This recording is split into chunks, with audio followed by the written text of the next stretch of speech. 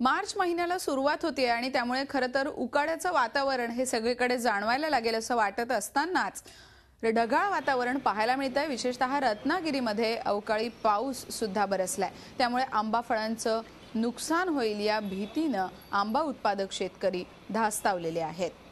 ही दृश्य आपण पाहताय थेट रत्नागिरीतली। काहीशी ढगाळ वातावरण आणि त्याचबरोबर थोडाफार पाऊस या परिसरात पाहायला मिळाला आणि या सगळ्याचा आढावा घेतलाय आमचे प्रतिनिधी प्रणव पोळेकर यांनी।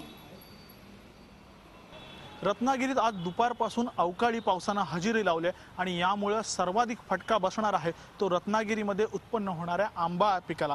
आंबा बागायतदार सध्या चिंतेत आहेत, कारण आज आलेल्या अवकाळी पावसामुळे मोठ्या प्रमाणात आंब्याचं नुकसान होण्याची शक्यता आहे। त्याचबरोबर बुरशीजन्य जे रोग आहेत ते सर्वाधिक वाढण्याची शक्यता आहे, कारण आंब्यावर फवारण्या केलेल्या असतात आणि जर अशा प्रकारचा जर पाऊस पडला तर त्या फवारण्यांचा काही उपयोग हा होत नसतो आणि बुरशीजन्य जे रोग आहेत ते मोठ्या प्रमाणात वाढण्याची शक्यता यावेळी आंबा बागायतदारांकडून वर्तवण्यात येते। त्यामुळे आंबा बागायतदार यावेळी चांगलेच अडचणीत सापडण्याची शक्यता आहे आणि जर बुरशीजन्य रोग अशाच प्रकारे वाढला आणि अशाच प्रकारचा जर पाऊस हा जर उद्यापर्यंत सुरू राहिला तर यावर्षी आंब्याचं पीक जे आहे ते कमी आहे। त्यातूनच अशा प्रकारचा जर पाऊस सुरू झाला तर आंब्याचं पीक हे 50% पेक्षा जास्त जे आहे ते कमी होणार आहे। त्यामुळे आंबा बागायतदार जे आहेत ते चांगलेच अडचणीत सापडण्याची शक्यता वर्तवण्यात येते। व्हिडिओ जर्नलिस्ट दीपक मोहितेसह प्रणव पोळेकर, झी मीडिया, रत्नागिरी। झी 24 तास रहा एक पाऊल पुढे।